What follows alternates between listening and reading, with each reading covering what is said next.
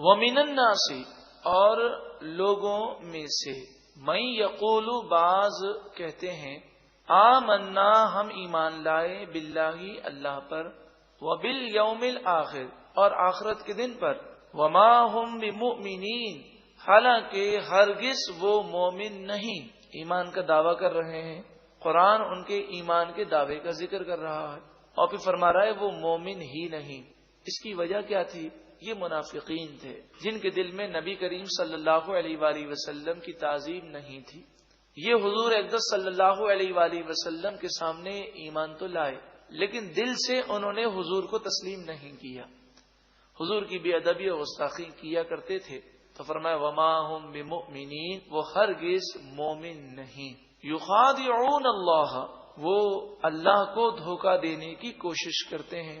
والذین آمنوا، اور ایمان والوں کو دھوکہ دینے کی کوشش کرتے ہیں.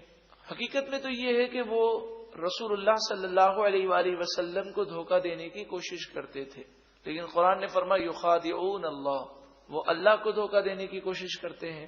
اس کی وجہ یہ ہے کہ رسول اللہ صلی اللہ علیہ وآلہ وسلم اللہ کے بھیجے ہوئے ہیں، اور رسول اللہ صلی اللہ علیہ وآلہ وسلم کی بے ادبی کرنا در حقیقت اللہ کی بے ادبی کرنا ہے، اور حضور کو دھوکہ دینے کی کوشش کرنا در حقیقت اللہ کو دھوکہ دینے کی کوشش کرنا ہے. اور مومنوں کو اس طرح دھوکہ دیتے کہ اپنے مسلمان ہونے کا دعویٰ کرتے، ان کے سامنے نماز پڑھتے، ان کے سامنے قرآن پڑھتے، ان کے سامنے جہاد میں شریک ہوتے، لیکن دل سے وہ حضور پر ایمان نہیں لائے تھے. وما یخدعون، وہ دھوکہ نہیں دیتے الا انفسہم، مگر اپنی ہی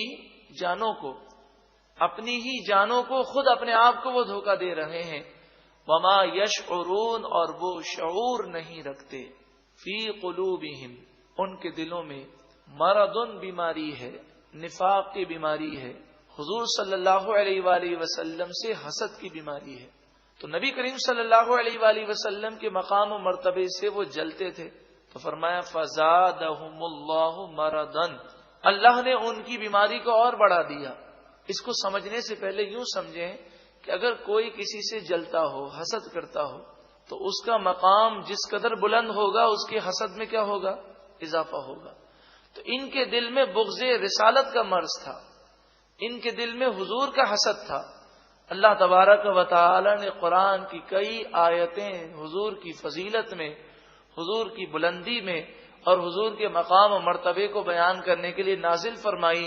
جیسے جیسے آیات نازل ہوتی ان کا حسد اور ان کا مرض اور بڑھ جاتا. وَلَهُمْ، اور ان کے لیے عذاب علیم، علیم کے معنی دردناک، دردناک عذاب ہے. بما کانوا، اس وجہ سے کہ وہ یکذبون، کذب، جھوٹ، اس وجہ سے کہ وہ جھوٹ بولا کرتے تھے. تو جھوٹ کی یہ نحوست ہے کہ ان کے لیے دردناک عذاب ہے. منافقین ایمان لانے کا دعویٰ کرتے لیکن وہ جھوٹے تھے. مومنین کو بھی چاہیے کہ وہ جھوٹ سے بچیں. حدیث پاک میں فرمایا کہ جھوٹ انسان کو ہلاک کر دیتا ہے اور سچ انسان کو نجات دینے والا ہے. وَإِذَا، اور جب قیلا، کہا جائے، لہم، ان منافقوں سے، لا تفسدوا، تم فساد نہ کرو، فی الارض، زمین میں، ایسی باتیں کر کے، حضور کے خلاف باتیں کر کے، حضور کی تعظیم و توقیر نکالنے کی کوشش کرتے ہو تو مسلمانوں میں فساد ہوتا ہے، تم فساد نہ کرو. قالو، وہ کہتے ہیں، انما نحن مصلحون، ہم تو صرف اصلاح کرنے والے ہیں. مصلح مانے اصلاح کرنے والے. وہ کہتے ہیں ہم توحید کی حفاظت کر رہے ہیں. صحابہ کرام تعظیم میں بہت آگے بڑھ گئے ہیں تو ہم تو اصلاح کر رہے ہیں. مفسرین نے اس پہ بڑی تفصیل لکھی ہے، صرف ہم مختصر سمجھ رہے ہیں. تو یہ فساد کر رہے ہیں. قرآن ان سے فرما رہا ہے کہ فساد مت کرو، لیکن کیا کہہ رہے ہیں؟ ہم تو اصلاح کر رہے ہیں. پتہ چلا ہر فسادی شخص یہی کہتا ہے کہ میں فساد کرنے والا نہیں بلکہ میں تو قوم کی اصلاح کر رہا ہوں. الا، سن لو، انہم، ہم، بے شک یہی لوگ، المفسدون، فساد کرنے والے ہیں. ولکن لا یشعرون، لیکن وہ شعور نہیں رکھتے، سمجھتے نہیں ہیں. وَإِذَا، اور جب قیلا، کہا جائے، لہم، ان منافقوں سے، آمنو، ایمان لاؤ، کما، جیسا کہ آمن الناس، لوگ ایمان لائے. جیسا لوگ ایمان لائے ویسا تم بھی ایمان لاؤ۔ لوگ سے مراد یہاں صحابہ کرام ہیں، ان سے کہا جاتا کہ صحابہ کرام کی طرح ایمان لاؤ، جیسے صحابہ کرام حضور سے محبت رکھتے ہیں، عشق رکھتے ہیں، تعظیم و توقیر کرتے ہیں۔ قالو وہ کہتے انؤمن کیا ہم ایمان لائیں، کما جیسا کہ آمن السفہاء بے وقوف لوگ ایمان لائے، یعنی صحابہ کرام کو عشق و محبت کو تعظیم و توقیر کو وہ بے وقوفی قرار دیتے، کیا ہم ان بے وقوفوں کی طرح ایمان لائیں؟ اس سے یہ معلوم ہوا کہ صحابہ کرام کی توہین کرنا یہ منافقوں کا طریقہ ہے۔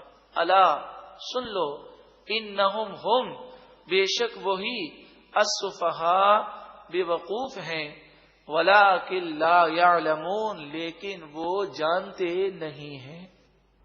وَإِذَا اور جب لَقُوا الَّذِينَ آمَنُوا لقو کے معنی ملاقات کریں، اور جب وہ ایمان والوں سے ملاقات کرتے ہیں قالوا وہ کہتے ہیں آمنا ہم ایمان لائے، وَإِذَا اور جب خلو وہ جدا ہوتے ہیں، خلوت میں ہوتے ہیں، خلو خلوت سے یاد رکھیں، جب وہ خلوت میں ہوتے ہیں جدا ہوتے ہیں، اِلَىٰ شَيَاطِینِہِمْ اپنے شیطانوں کے پاس، یہاں شیاطین سے مراد وہ منافقوں کے سردار ہیں جن کے عقیدے درست نہیں ہیں، ان کے پاس اپنے سرداروں کے پاس ہوتے ہیں، قالو وہ کہتے ہیں انا معکم بے شک ہم تمہارے ساتھ ہیں، انما نحن مستہزئون ہم تو صرف مذاق کرتے ہیں، مسلمانوں کا مذاق اڑاتے ہیں، انہیں بے وقوف بناتے ہیں۔ اللہ تعالی یستہزئ بہم انہیں ان کے مذاق کی سزا دے گا، اس مذاق اڑانے کی سزا اللہ دے گا۔ یہاں پر بعض ترجمے غلط پائے جاتے ہیں، اللہ یستہزئ بہم کا ترجمہ نعوذ باللہ من ذالک یہ کیا جاتا ہے اللہ تعالی ان سے مذاق کرتا ہے کہ استغفر اللہ، ٹھٹا کرتا ہے، ہنسی کرتا ہے، یہ تینوں ترجمے غلط ہیں۔ اللہ تعالی ٹھٹا کرنے سے، مذاق کرنے سے اور ہنسی کرنے سے پاک ہے۔ اللہ یستہزئ بہم اللہ انہیں ان کے مذاق کی سزا دے گا، وَيَمُدُّهُمْ اور انہیں ڈھیل دیتا ہے۔ تو ابھی تو یہ دنیا کے اندر چل پھر رہے ہیں تو سزا فوراً کیوں نہیں آتی؟ وَيَمُدُّهُمْ اور انہیں ڈھیل دیتا ہے، فی طغیانہم تاکہ وہ اپنی سرکشی میں یعمہون بھٹکتے رہیں۔ بلکہ مفسرین فرماتے ہیں کبھی کبھی کوئی اللہ کی نافرمانی کرتا ہے اور اللہ تعالیٰ اس سے ناراض ہو جاتا ہے تو اسے مزید ڈھیل دیتے ہوئے نعمتوں کی بارش کر دیتا ہے تو وہ اور زیادہ سرکش ہو جاتا ہے۔ پھر جب اللہ تعالیٰ گرفت فرماتا ہے تو اللہ کے عذاب سے بچانے والا کوئی نہیں ہوتا، وہ انہیں ڈھیل دیتا ہے تاکہ وہ اپنی سرکشی میں بھٹکتے رہیں۔ اولئک الذین یہی وہ لوگ ہیں اشتروا جنہوں نے حاصل کیا الضلالۃ گمراہی کو حاصل کیا بالہدی ہدایت کے بدلے، فما ربحت پس نفع نہ دیا تجارتہم ان کی تجارت نے، گمراہی کو حاصل کیا ہدایت کے بدلے میں۔ اس کے معنی یہ ہے کہ یہ مدینے میں تھے منافقین، حضور کے پیچھے نمازیں پڑھتے تھے، حضور سے اللہ کا کلام سنتے تھے، چاہتے تو ہدایت پر آ جاتے مگر انہوں نے ہدایت کو قبول نہ کیا بلکہ گمراہی کو حاصل کیا، تو یہ بہت خسارے کا سودا ہے۔ وما کانوا مہتدین اور وہ ہدایت یافتہ نہ تھے۔ مثلہم ان کی مثال کمثل جیسے مثال الذی اس شخص کی استوقد نارا جس نے آگ روشن کی، جنگل ویران میں کوئی شخص جب آگ کو روشن کرتا ہے تو اس کی مثال بیان کی گئی، جیسے مثال اس شخص کی جس نے آگ کو روشن کیا، فلما پس جب اضاءت ما حولہ پس جب اس کا ماحول اس کا ارد گرد اس آگ نے روشن کر دیا، ذہب اللہ بنورہم اللہ ان کے نور کو لے گیا۔ اس آیت کریمہ میں منافقوں کی مثال سمجھائی گئی۔ سمجھنا چاہیں تو اس طرح سمجھیں کہ جب پہلے ذکر کیا گیا آگ جلانے والے تو اس سے مراد ہیں منافقین جنہوں نے اپنے ایمان کا اظہار کیا، پھر آگ کا بجھ جانا اور ذہب اللہ بنورہم اللہ تعالی نے انہیں نور سے، روشنی سے محروم کر دیا، اس سے مراد ہے نفاق کرنا، حضور کا بغض رکھنا۔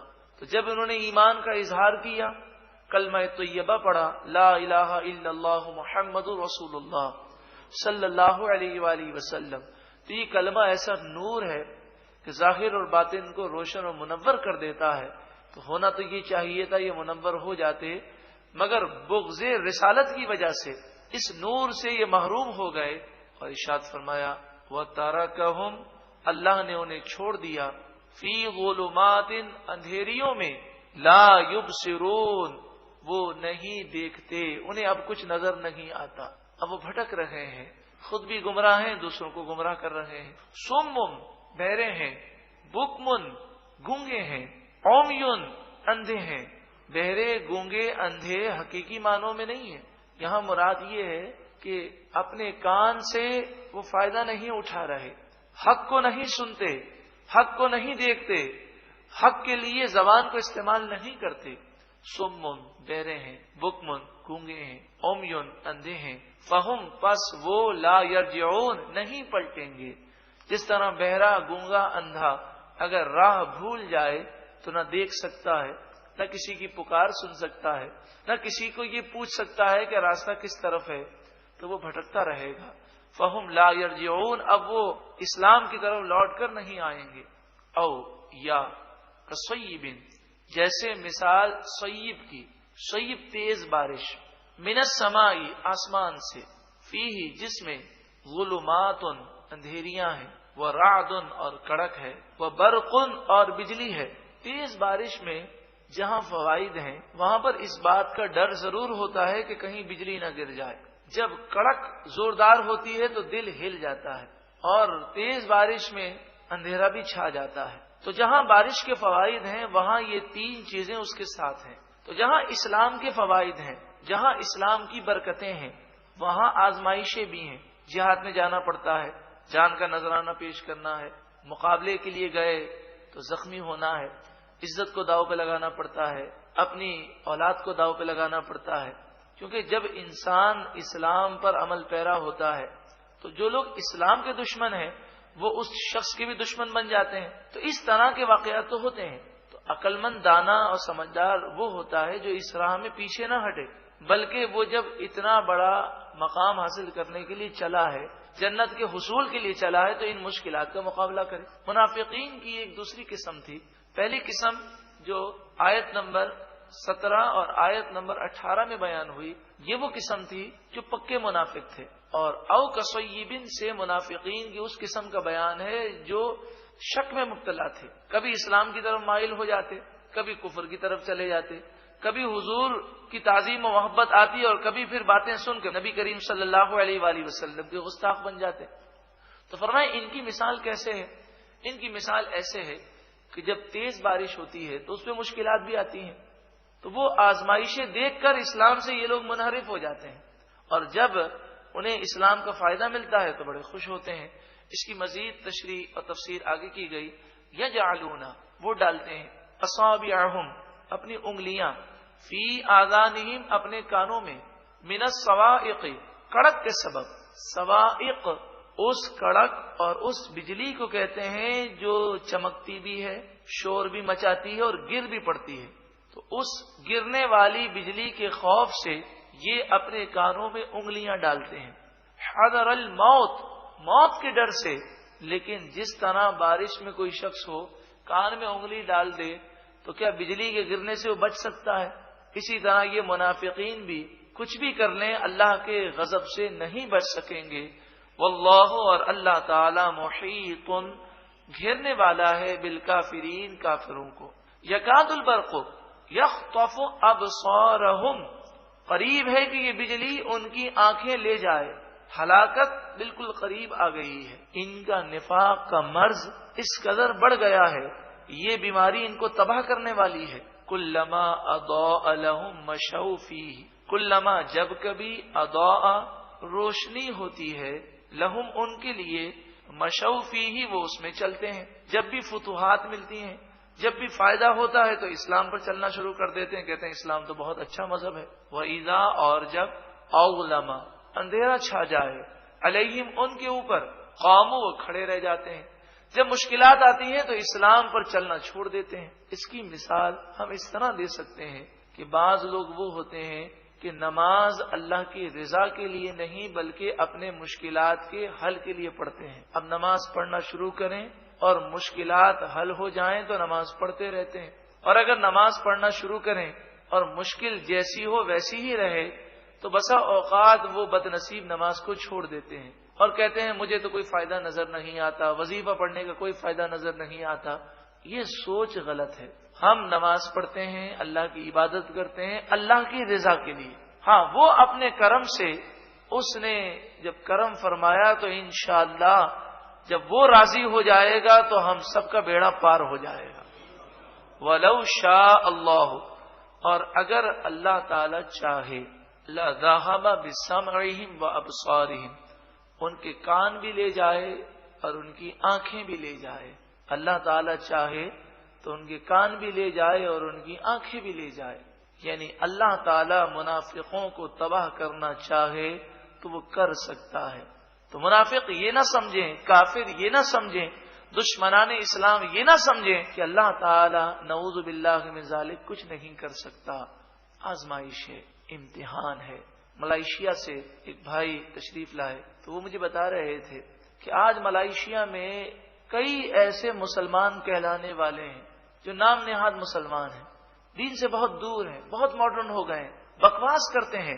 ان کا کہنا تھا کہ میں نے کئی عیسائیوں کو مسلمان کیا ہے اور کئی مسلمانوں کو سیدھا کرنے کی کوشش کی ہے۔ آج کل ملائیشیا میں انہوں نے ایک سوال پیدا کیا ہے، ویئر از گاڈ، خدا کہاں ہے؟ نعوذ باللہ من ذالک۔ اس سوال کا پس منظر کیا ہے؟ وہ کہتے ہیں فلسطین میں ہم پٹ رہے ہیں، عراق میں ہم پٹ رہے ہیں، افغانستان میں ہم پٹ رہے ہیں، کشمیر میں ہم پٹ رہے ہیں، پوری دنیا میں مسلمان مار کھا رہے ہیں، ہم خدا کو ماننے والے ہیں۔ نعوذ باللہ من ذالک۔ وہ یہ سوال کرتے ہیں کہ اللہ تعالی ہماری مدد کیوں نہیں کرتا، کہ استغفر اللہ۔ تو یہ نادانی ہے۔ اول تو ہمارے گناہ ہیں جن کی وجہ سے یہ آزمائش آئی، اول تو ہم قرآن سے دور ہو گئے جس کی وجہ سے یہ مصیبتیں ہیں، ہم بے حیائی، فحاشی اور یعنی بے پردگی میں مبتلا ہو گئے، ہم مسلمانوں میں سے اکثریت بے نمازی ہے، اکثریت قرآن سے دور ہے، اصل وجہ تو یہ ہے۔ اور دوسری طرف کافروں کو اگر بظاہر کچھ غلبہ بھی مل جائے تو یہ ہماری آزمائش اور ان کو ڈھیل ہے۔ اللہ تعالیٰ جو چاہے کر سکتا ہے، لیکن اس کی حکمت ہے، اس کی مشیت ہے۔ اس طرح کے سوالات اپنے ذہن میں پیدا کرنا اور لوگوں سے پوچھنا یہ بہت بڑی بے باکی ہے۔ اللہ تعالیٰ ہم سب کے ایمان کی حفاظت فرمائے۔ قرآن مجید فرقان حمید میں ہر پیدا ہونے والے سوال کا جواب موجود ہے۔ قرآن فرماتا ہے وَلَقَدْ نَصَرَكُمُ اللَّهُ بِبَدْرٍ وَأَنْتُمْ أَذِلَّةٌ، بے شک اللہ نے تمہاری مدد بدر کے مقام پر فرمائی ہے جبکہ تم بے سر و سامان تھے۔ 6 یا 8 تلواریں تھیں، ان 6 یا 8 تلواروں نے 1000 تلواروں کا مقابلہ کیا۔ 6 یا 8 گھوڑے تھے، ان 6-8 گھوڑوں پر سوار صحابہ کرام نے 1000 کے لشکر کا مقابلہ کیا۔ تو مدد تو اس وقت بھی آئی، لیکن ان صحابہ کرام جیسا جذبہ بھی بیدار کیا جائے۔ وہ جس طرح قرآن و حدیث پر عمل پیرا تھے اس کے مطابق اگر زندگی گزاری جائے، وَأَنْتُمُ الْأَعْلَوْنَ إِن كُنتُم مُؤْمِنِينَ، اگر تم پکے مومن ہو تو تم ہی غالب رہو گے۔ لیکن بات یہی ہے کہ ان کنتم مومنین کے مقام پر فائز تو ہوں، رب العالمین کی رحمت اور مدد ابھی بھی آ سکتی ہے۔ اور حقیقت یہی ہے کہ جب بھی مسلمانوں نے قرآن مجید فرقان حمید سے دوری اختیار کی، ذلت و رسوائی ان کا مقدر بن گئی، اور جب انہوں نے قرآن و حدیث سے قرب حاصل کیا اور قرآن و حدیث سے وہ وابستہ ہو گئے تو قرآن کے نور سے وہ ہاری ہوئی جنگ بھی جیت گئے۔ وما اصابکم من مصیبت فبما کسبت ایدیکم، قرآن مجید فرقان حمید فرماتا ہے کہ تم پر جو مصیبت آتی ہے وہ تمہارے گناہوں کی وجہ سے آتی ہے۔ اور جہاں تک یہ سوال ہے ویئر از گاڈ، سوال کرنے والوں کو عقل ہونی چاہیے، انہیں یہ سوال کرنا چاہیے کہ بدر میں اللہ تعالی کی مدد آئی، حنین کے مقام پر اللہ تعالی کی مدد آئی، صلیبی جنگوں میں اللہ تعالی کی مدد آئی، یہاں تک کہ 1965 کی جنگ میں بھی اگر دیکھا جائے تو اللہ تعالی کی غیبی مدد کا ظہور نظر آیا، تو انہیں یہ سوال کرنا چاہیے کہ وہ پرانے اسلاف جیسا کردار اب ہمارے اندر کیوں نہیں ہے؟ ہم وہی کردار پیدا کریں، اللہ تعالی غیب سے ہماری مدد فرمائے گا۔ اور یہ تو باتیں صرف سمجھانے کے لیے ہیں، ورنہ اگر آپ دیکھیں عراق میں بھی دشمنان اسلام کی افواج پٹ رہی ہیں، افغانستان میں بھی پٹ رہی ہیں، کشمیر فلسطین میں بھی وہ پٹ رہے ہیں، یہاں تک کہ حقیقت یہ ہے کہ چند ایک مسلمان ہیں جن میں جذبہ جہاد ہے، ان چند ایک مسلمانوں کا وہ مقابلہ کرنے کی طاقت نہیں رکھتے۔ اگر تمام بھی مسلمان جذبہ جہاد سے سرشار ہو گئے تو انشاءاللہ عز وجل دونوں جہاں میں بیڑا پار ہو جائے گا۔ اور یہ بات بھی عرض کروں کہ یہودی ہو یا عیسائی ہو، چاہے ہندو ہو، ہر شخص اللہ تعالی کی قدرت و طاقت کو تسلیم کرتا ہے۔ ایسی بات کہنے والے یہ صرف مسلمانوں کو کنفیوز کرنا چاہتے ہیں، ورنہ وہ بھی جانتے ہیں کہ یہودیت ہو کہ عیسائیت ہو، کہیں بھی اللہ تعالیٰ کی قدرت کو چیلنج نہیں کیا جاتا، سب اللہ تعالیٰ کی طاقت اور قدرت کو تسلیم کرتے ہیں۔ وَلَوْ شَاءَ اللَّهُ لَذَهَبَ بِسَمْعِهِمْ وَأَبْصَارِهِمْ، اگر اللہ تعالیٰ چاہے تو ان کے کان بھی لے جائے، ان کی آنکھیں بھی لے جائیں، یہ کافر، یہ منافق، یہ دشمنان اسلام ایک قدم بھی نہ چل سکیں، مگر اللہ تعالیٰ کی حکمت ہے، اس نے ڈھیل دی ہے۔ تم اللہ تعالیٰ کو مجبور مت سمجھنا، بے بس مت سمجھنا۔ ان اللہ علی کل شیء قدیر، بے شک اللہ ہر چاہت پر قادر ہے، وہ جو چاہے کر سکتا ہے۔ وہ رب العالمین جب ابابیل جیسے معمولی چھوٹے پرندوں سے وقت کی سپر پاور کو پھوسا بنا سکتا ہے، تو وہ چاہے تو امریکہ اور جو بھی حکومتیں اگر اسلام کے خلاف کھڑی ہوں تو وہ چاہے تو سب کچھ کر سکتا ہے۔ بات یہ ہے کہ ہمارا امتحان ہے، ہم کب خواب غفلت سے اٹھیں گے، کب ہم قرآن کی طرف آئیں گے۔